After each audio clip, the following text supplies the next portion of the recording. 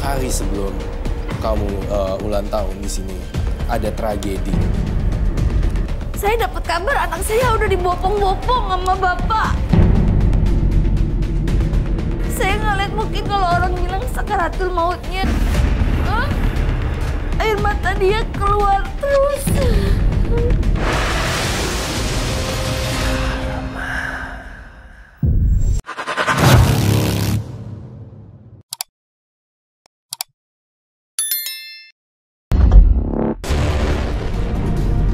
Helen Helena lahir di tanggal 25. Depresi karena kehilangan buah hatinya. Hidup dan keluarganya berantakan. Menurut pengakuannya, Helen sering didatangi sosok anaknya. Apakah ini karma baik atau justru karma buruk yang menaungi hidup Helen?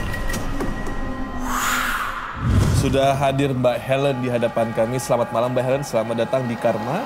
Selamat malam. Ada kematian yang digambarkan Roy Kirsi di sini. Roy? Ya, jadi di sini 25 bulan 2 ya, 25 Februari. Jadi saya tambahkan 2 dan 5 menjadi 7. Artinya ada sesuatu di balik angka 7, Robi. Dan kemudian saya juga melihat di sini ada trauma menjalani hidup rumah tangga. Kedua, saya merasakan luka batin yang dirasakan oleh Helen.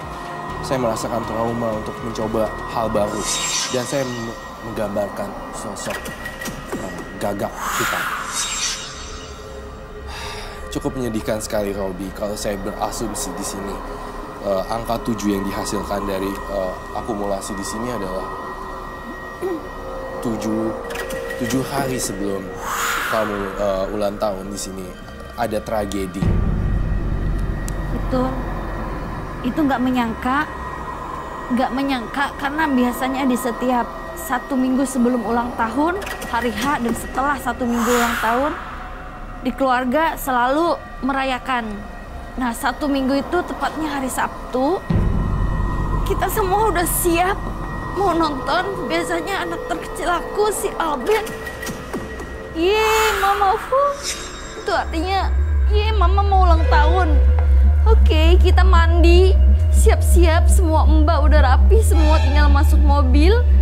Saya lagi dandan, tiba-tiba saya dapat kabar anak saya udah dibopong-bopong sama bapak. Saya juga nggak tahu kenapa posisinya dibopong-bopong, sampai kata tetangga ketelak cilok yang benar-benar udah. Saya ngeliat mungkin kalau orang bilang sakaratul mautnya. Saya nggak bisa ngapa-ngapain. Saya dengkek, saya pukul karena mungkin itu dari sagu. Jadi semakin dikasih air semakin ngelekat. Dan ternyata di rumah sakit udah nggak ketolong. Saat mau dikebumikan, semua orang biasanya di kuping, selamat jalan, maafin. Sampai di terakhir aku, sampai Pak Ustadznya bingung. Saya bisikin, Alben selamat jalan, maafin mama. Pada saat saya ngomong yang terakhir, air mata dia keluar terus. Nggak tahu kenapa. Sebelumnya kami turut berduka Mbak Helen ya. Iya, itu tahun kemarin persis. Baru ya ternyata. 2017.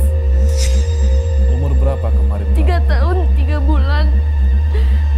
Cuman aku ngerasa Mas Robi, kalau saya kemana-kemana, Alben itu kayak ngikutin gitu. Ya saya seneng sih ngikutin, cuman mungkin ada sisi lain yang suka negatif. Terkadang kalau ada teman kita atau kerabat, ada keluarga yang meninggal, pasti kita pesannya yang ikhlas. Tapi aku nggak tahu ikhlasnya itu kayak gimana gitu, karena aku ngejalaninnya Betul. berat. Mbak, ikhlasnya ada. Sebaik-baiknya kita sebagai orang tua, lebih baik yang maha kuasa dalam memelihara dan memberikan kebahagiaan untuk anak kita. Harus itu yang dipercaya. Roy? Iya, saya melihat dalam kartu orakel saya,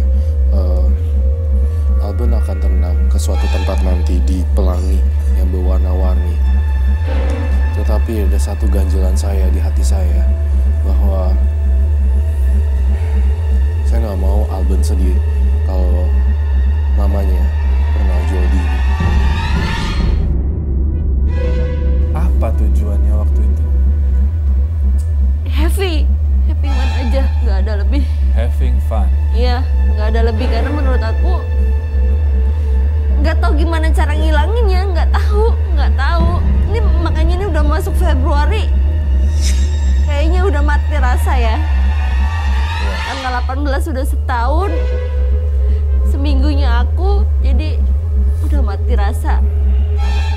Kamu harus berjuang hidup lagi untuk Alben. Alben mungkin sudah tidak ada lagi di dunia ini, tetapi soul dan spiritnya masih tetap ada di hati kamu. Evi, melihatnya bagaimana? Sebagai sesama perempuan, ada mungkin pesan? Ya, pastinya sih pesan Evi buat Helen adalah ikhlas. Karena orang yang sudah meninggal itu, kalau kita belum ikhlas, dia akan menderita dan gak ada tempat tujuan untuk kembali lagi sama sang pencipta gitu loh. Saya mau ke podium sebentar. Ya, silakan. Halo, saya turut prihatin atas apa yang terjadi, Pak. Di sini saya melihat pelangi yang akan dia lalui. Saya mengerti perasaan seorang ibu, tetapi mau nggak mau kamu harus melakukan hal ini, melepas dan mengikhlaskan dan kirim doa lagi. Kalau tidak, ini pelangi ini tidak akan muncul. Ya. Jiwanya sangat terguncang sekali untuk Helen di sini. Dan saya yakin kamu habis kini kuat untuk menghadapi hidupnya. Dan jangan ada lagi kepikiran untuk menjual diri ataupun percobaan bunuh diri. Hubungan dengan suami sekarang Membaik setelah membaik. waktu saya nggak pulang 1 minggu, ya saya cerita. WhatsApp, SMS, Line, Instagram, semua isinya cowok-cowok. Istilahnya barang-barang branded aku bisa dapet yang tadinya aku nggak bisa beli. Sekarang nyari 1 juta, 2 juta, ngomong nomor rekening kirim. Ya itu cuma buat pelarian dan uangnya juga nggak aku makan sendiri, balik lagi ke teman-teman, labing, itu. Hasil menjual diri. Untuk hal ke situ sih belum, tapi kadang suka ada apa sih halangannya selalu. Belum, udah oke deal dalam perjalanan ada aja gitu, jadi nggak jadi ke situ. Itu Motivasinya hanya pelarian ya Mbak Helen? pelarian, pengen pisah sama suami karena keras. Mau sampai kapan sama orang tua aku? Jadi intinya kamu sedang trial nih sekarang. Iya. Dalam perjalanan kamu di luar dari rumah tangga, kalau ketemu laki-laki yang lebih baik, kamu akan cerai. Iya. Evi, ada pesan mungkin buat Mbak Helen? Ya, pesan Evi sih kalau bisa jangan diterusin. Perbaiki hidup dan pergunakan waktu yang masih diberikan sama Allah, karena kalau sudah nggak diberikan waktu lagi pasti ada rasa penyesalan. Mbak Niken, memang tidak ada yang memaksa kamu dan keluarga untuk ikhlas secepatnya, ya. Cuman harus percaya waktu yang akan menyembuhkan kita. Ya, pelan-pelan waktu akan menyembuhkan kita. Tetapi waktu itu nggak akan datang tanpa diiringi pergerakan yang positif. Kalau kamu negatif, waktunya akan terhitung mundur. Iya. Dan kamu akan bergerak di situ-situ aja. Cuman kalau kamu berikan energi yang positif, detaknya ke sini. Kehidupan kamu akan move on. Kalau kamu negatif, ke sini.